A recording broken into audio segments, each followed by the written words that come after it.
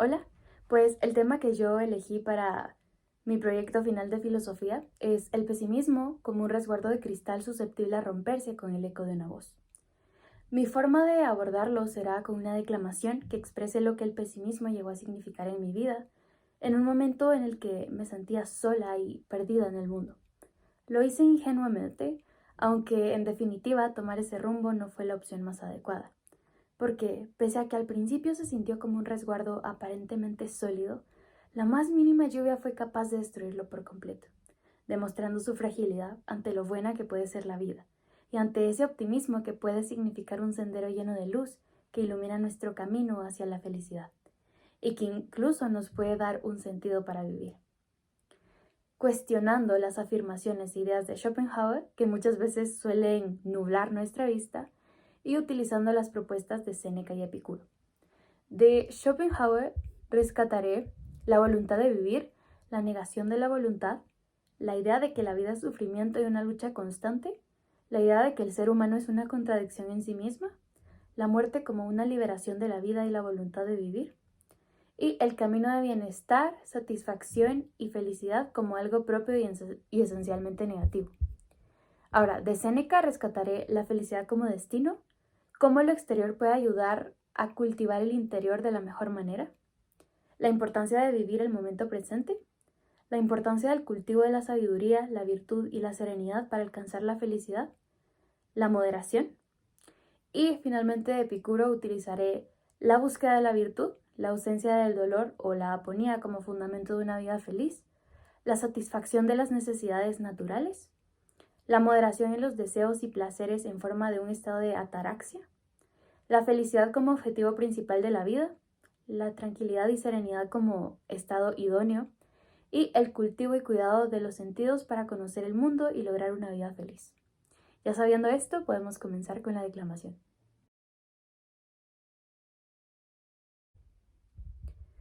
¿Por qué? ¿Por qué es la verdadera pregunta? ¿Por qué pude sentir empatía y aprecio por alguien al que le caracteriza el desprecio? ¿Por qué? ¿Por qué el que en apariencia es el resguardo más seguro, al final termina siendo el lugar más oscuro?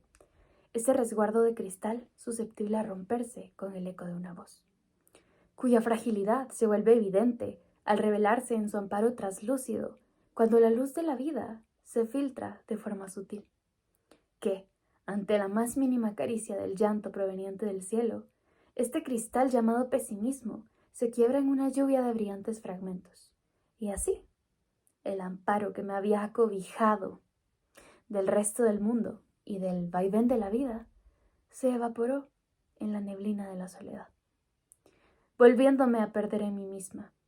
Aunque ahora me pregunto, ¿de verdad me habré perdido en mí? ¿O me perdí en una Jimena que de Jimena solamente tenía el nombre, pero no mi ser? Y que se encontraba sumergida en un pesimismo que creía que era su verdadera compañía, que reflejaba la realidad, pero que de hecho la distorsionaba y la hacía ver todo entre tinieblas. Pero si esa Jimena no era Jimena, entonces, ¿dónde estaba yo? ¿Sería ella una extraña en mi propia piel o un reflejo distorsionado por la oscuridad de mi ser?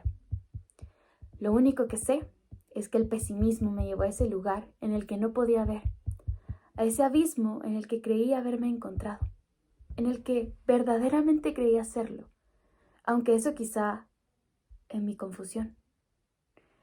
Y justamente aquí me vuelvo a preguntar, ¿por qué?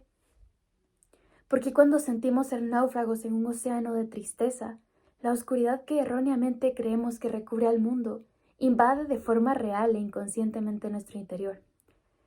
Y vemos a las verdaderas tinieblas como ese brazo que nos acoge, como ese resguardo en el que, en nuestra ceguedad, creemos que la claridad abunda. Aunque en realidad, hasta ahora no puedo decir que la vida es como el día y el pesimismo como la noche por su oscuridad.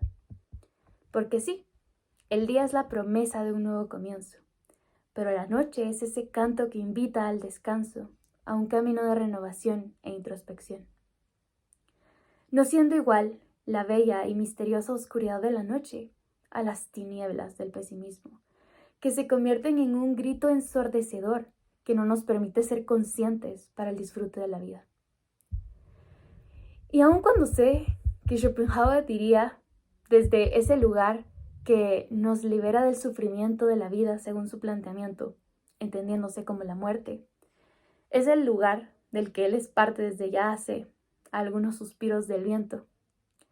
Que el sufrimiento es la esencia de la vida y su positividad se debe a que es lo primigenio, mientras la felicidad es un anhelo inalcanzable, pues solamente se percibe en la ausencia de la herida, y que además es negativa por lo que no es. Porque para llegar a ella se requiere de la negación de una carencia previa, siendo entonces la vida un laberinto sin fin, en el que la esperanza es una palabra vacía, en el que la realidad es un camino doloroso. ¿Y la felicidad? La felicidad, si aún hoy la incluimos en nuestro vocabulario, una ilusión que se desvanece ante el ojo humano. Pues todo querer nace de la necesidad, o sea, de la carencia, es decir, del sufrimiento. La satisfacción pone fin a este, pero frente a un deseo que se satisface, quedan al menos 10 incumplidos. Además, el deseo dura mucho, las exigencias llegan hasta el infinito, la satisfacción es breve y se escatima. E incluso la satisfacción finita es solo aparente. El deseo satisfecho deja enseguida lugar a otro. Aquel es un error conocido, este uno aún desconocido.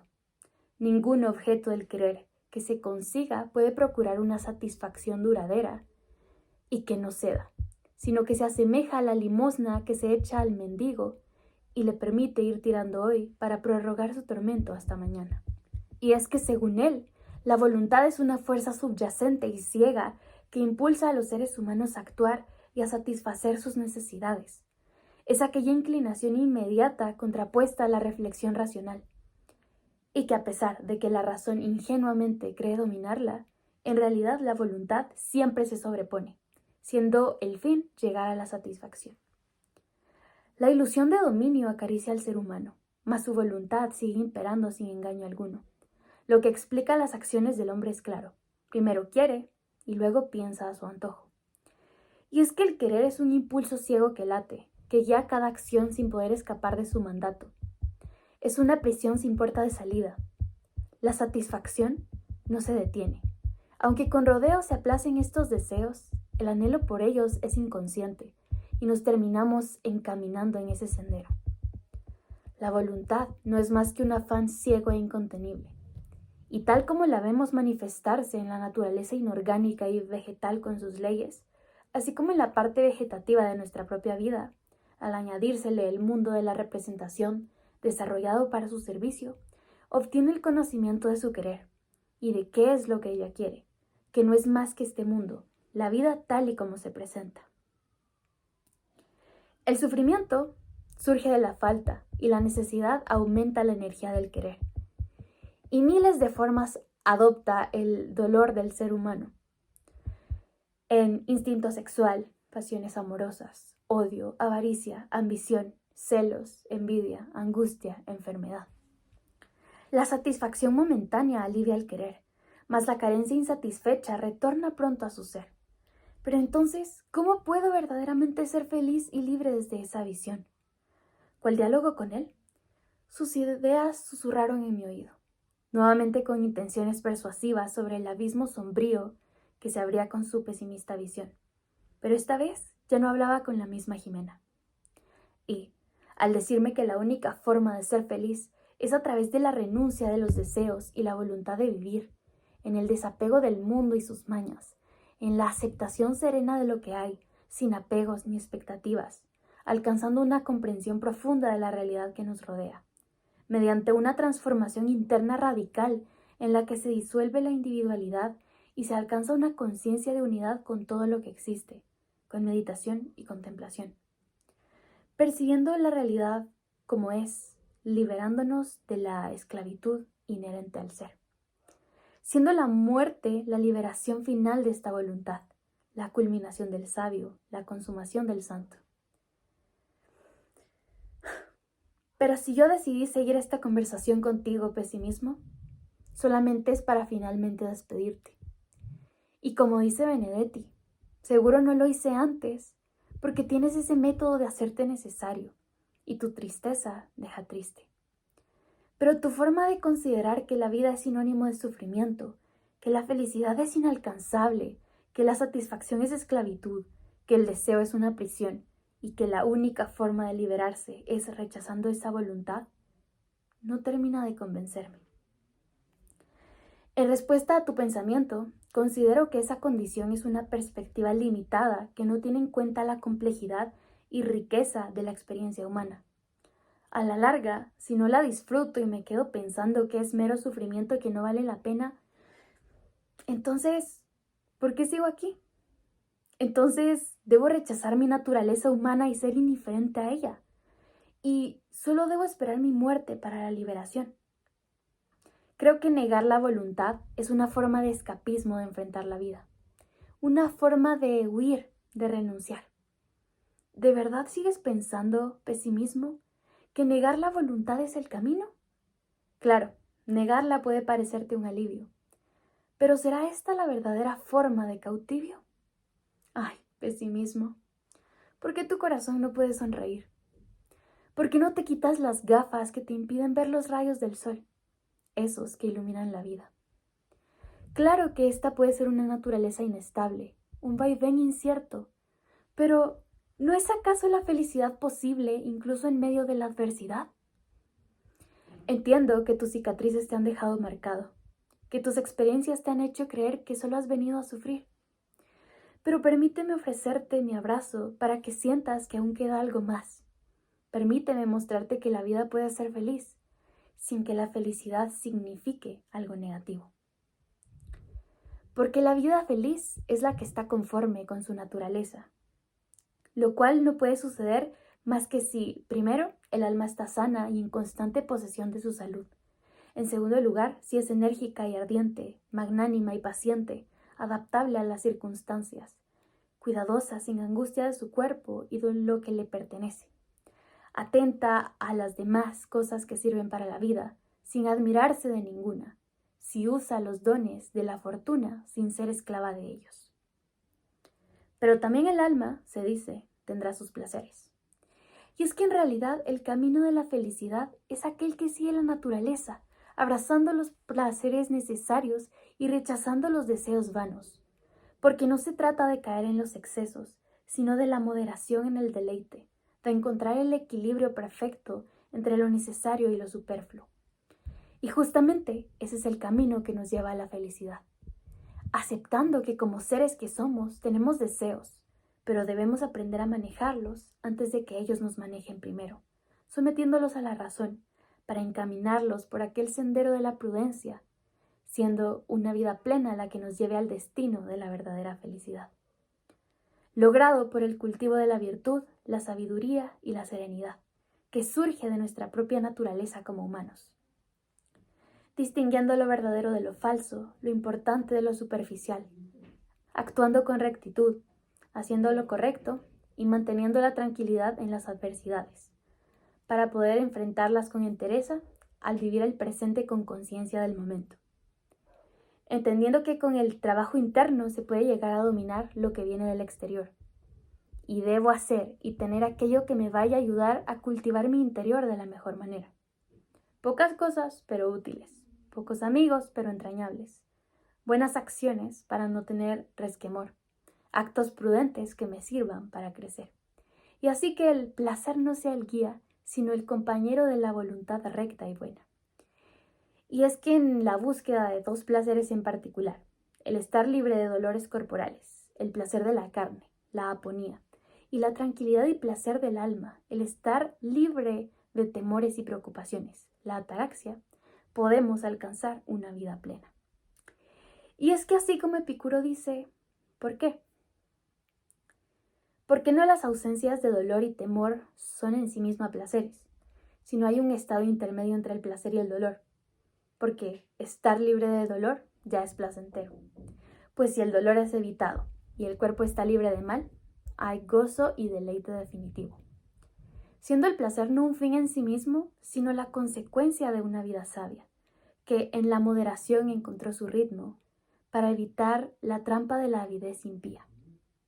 habiendo encontrado la satisfacción con las necesidades naturales y necesarias, sometiendo a la razón a las necesidades necesarias y siendo precavidos con las necesidades no naturales o necesarias, alcanzando así la plenitud de la existencia en el jardín de la serenidad y la conciencia, sabiendo que también en la experiencia sensorial está la posibilidad de apreciar la vida, porque ésta está para ser vivida. Y aún no estoy segura de si en este diálogo estás tú, pesimismo, o tú, Jimena de años anteriores, con la que tenemos en común el nombre, y no veo más que eso. Pero si de algo estoy segura, es que ambos están un tanto confundidos, cual la noche y la pena. Pero para quien sea el protagonista de este diálogo, o el que me invade el pensamiento con susurros pesimistas, ¿acaso no has visto la belleza de un atardecer? ¿Acaso no has disfrutado de la compañía de un buen amigo? ¿Acaso no has dado un cálido abrazo que te ha llegado al alma? ¿Acaso no te has deleitado con las buenas acciones que has tenido para el cultivo de una buena vida? ¿Acaso no has experimentado hacer, ver o estudiar lo que amas? ¿Acaso no te esfuerzas todos los días para llegar a ser plenamente feliz, un ser eudaimón? ¿Acaso no ves la luz que te hace sonreír en la adversidad? Porque quizá para ti la negación de la voluntad sea la clave de la felicidad. Pero para mí, negar es huir. Y no puedo huir de mi naturaleza, de esta oportunidad que tengo de ser la complejidad de una persona. Es esa naturaleza que guío con la prudencia y la razón. Porque para mí, la virtud es el camino a recorrer para encontrar esa felicidad. Y sí, aunque la muerte me alcance, la vida será una eterna flor a florecer. Y no tendré que resguardarme una vez más en el pesimismo, ese resguardo de cristal, susceptible a romperse con el eco de una voz.